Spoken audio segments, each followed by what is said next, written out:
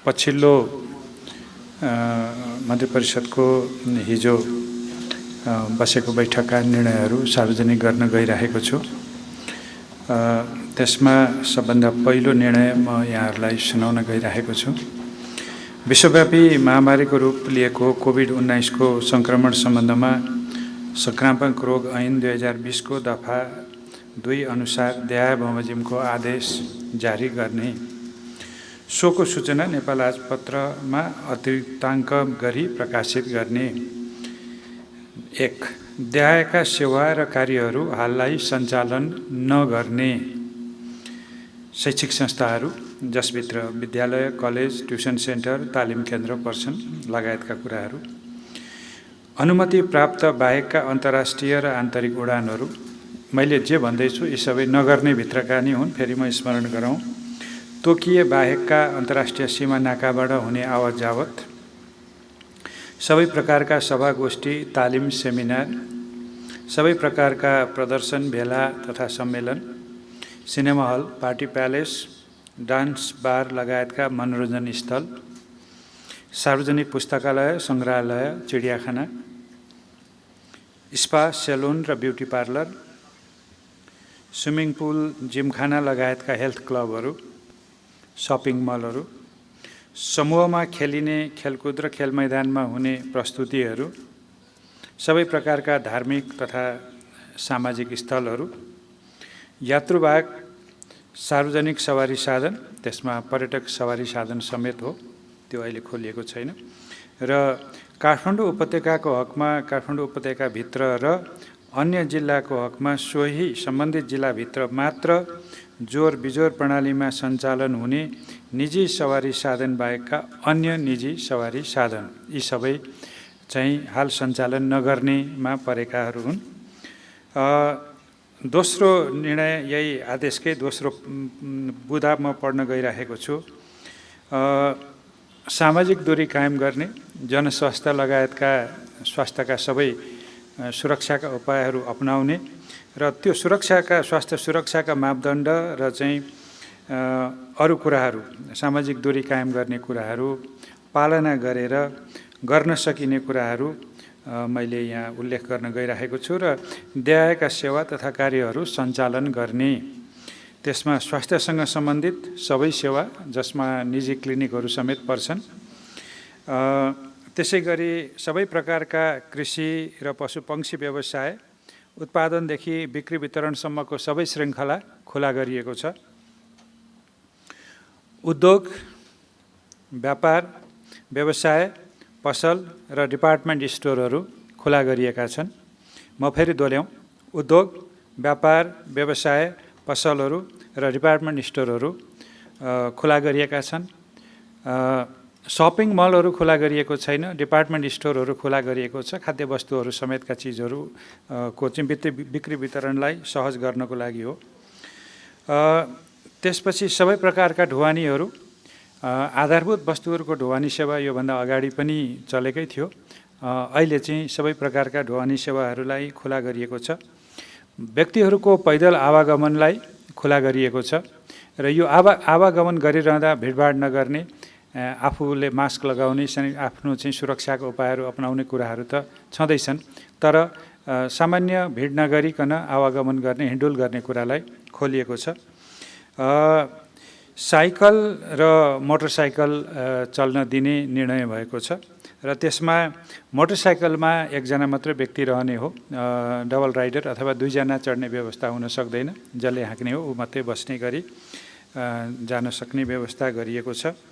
त्यसपछि खोलिएको अर्को यातायातको क्षेत्रमा काठमाडौँ उपत्यकाको हकमा उपत्यकाभित्र र अन्य जिल्लाको हकमा सम्बन्धित जिल्लाभित्र मात्र जोर बिजोर प्रणालीमा सञ्चालन हुने गरी निजी सवारी साधनहरू चलाउन दिएको छ। ती भनेका निजी व्यक्तिहरूका निजी वाहनहरू हुन् जसमा चालक बाहेक थप 2 जना मात्र त्यसमा सवार हुन पाउने यसको चाहिँ निर्णय हो। त्यसपछि खोलिएका अरू क्षेत्रमा फोहोर मैला व्यवस्थापन पहिलेदेखि पनि खुलै थियो, यसलाई हामीले थप सजिलो बनाउन खोजेका छौँ। विद्युत, दमकल, एम्बुलेन्स, सञ्चार, प्रसारण र हुलाक सम्बन्धी सेवा यो पहिले पनि थियो, यसलाई हामीले निरन्तरता दिएका छौँ। ब्याङ्क तथा वित्तीय संस्था, सहकारी र बिमा सेवा, यो सेवा पहिले हामीले निश्चित सङ्ख्यामा मात्रै, निश्चित समयमा मात्रै भनेका थियौँ। अहिले हामीले यसलाई मन्त्री परिषदको निर्णयपछि यिनीहरू खुला गरिएको छ। नर्सरी र वनजन्य उद्यमहरू, त्यो सम्बन्धी व्यवसायहरू पनि अब खुला भएको छन्। कृषिकै अङ्गको रूपमा पनि यिनीहरू चलिरहने हुनाले र यिनीहरू अलिकति बढी ग्रामीण परिवेशमा पनि चल्ने हुनाले यिनीहरूलाई चाहिँ खुला गर्ने निर्णय भएको छ। विकास आयोजनाहरू, खास गरी निजी क्षेत्रबाट प्रवर्धित विकास आयोजनाहरू, खास गरी पूर्वाधारका आयोजनाहरू, जलविद्युतका आयोजनाहरू समेतका यस्ता आयोजनाहरू पनि अब निर्बाध सञ्चालन गर्ने भन्ने निर्णय भएको छ। त्यो निर्माण कार्यलाई सुचारू गर्न, सञ्चालन गर्नलाई हामीलाई निर्माण सामग्री चाहिन्छ।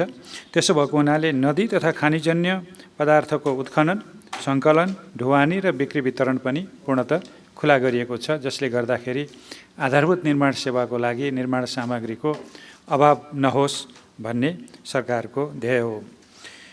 त्यसपछि रेस्टुरेन्टको क्षेत्रमा केही अलिकति खुकुलो गर्न खोजिएको छ। त्यो भनेको रेस्टुरेन्टबाट प्याकिङको माध्यमबाट र टेक अवे सेवाको माध्यमबाट रेस्टुरेन्टको खानाहरू सेवा लिन सकिने व्यवस्था गरिएको छ। रेस्टुरेन्टमा बस्ने, भिडभाड गर्ने होइन, तर प्याक्ड खाना र चाहिँ त्यसै गरी टेक अवे भनेको आफूले त्यहाँको प्याक्ड खाना घरमा लिएर जानको लागि, आफ्नो परिवारमा बसेर खानको लागि अथवा कार्यस्थलमा लिएर जानको लागि चाहिँ रेस्टुरेन्टहरूबाट खाना सङ्कलन गर्न सकिने पनि निर्णय गरिएको छ।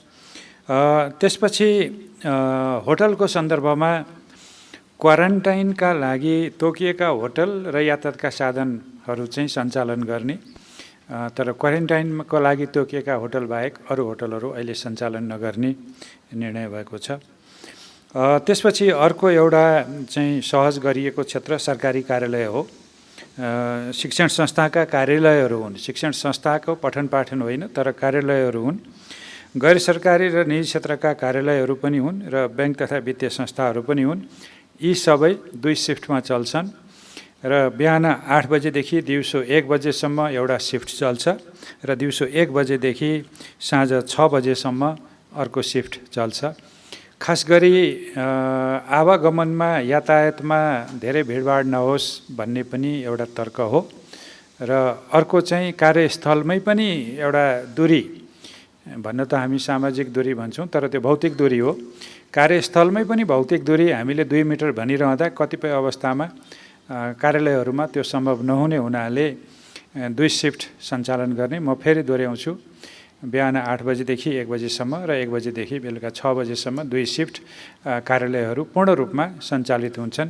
त्यसले गर्दाखेरि बढी भिडभाड नभई आधारभूत सेवाहरू प्रवाह गर्नलाई र यसै पनि यो आर्थिक वर्षको अन्त्य छ, धेरै कामहरू गर्नुपर्ने पनि स्थिति छ, त्यसलाई पनि सहजीकरण गर्नलाई अलिकति बढी यसमा सहज गर्नु परेको हो।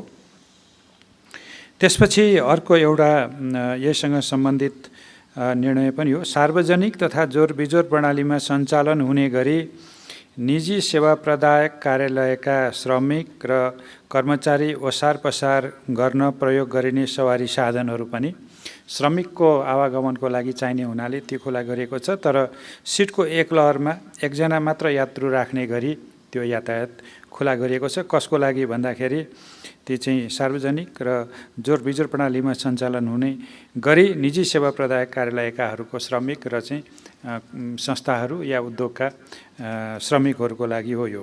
त्यसरी राख्दाखेरि एउटा गाडीको सिटको एक लहरमा 1 जना मात्रै र सबै यात्रुले अनिवार्य रूपमा मास्कको प्रयोग गर्ने, सेनिटाइजरको व्यवस्था गर्ने र स्वास्थ्य सुरक्षाका सबै व्यवस्था गर्ने, त्यसमा सवारी साधनलाई निसङ्क्रमित गर्ने कुराहरू पनि गर्नुपर्छ, जसले त्यो बस सेवा अथवा त्यो यातायात सेवा लिनेलाई कुनै किसिमको सङ्क्रमणको जोखिम नहोस्।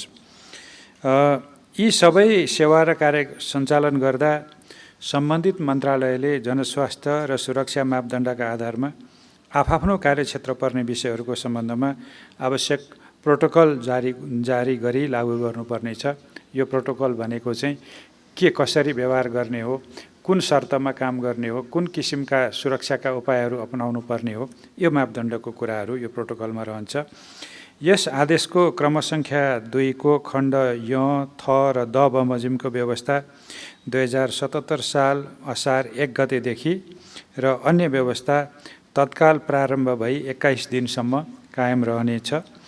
परिस्थितिको समीक्षा एवं सङ्क्रमणको जोखिम विश्लेषणको आधारमा उल्लेखित व्यवस्थामा आवश्यक हेरफेर पनि गर्न सक्ने मन्त्री परिषदले निर्णय गरेको छ। अब म एउटा कुरो स्पष्ट गर्छु, त्यो क्रमसङ्ख्याको खण्ड य, थ र दमा चाहिँ के छ, जुन 1 गतेबाट मात्रै लागू हुन्छ।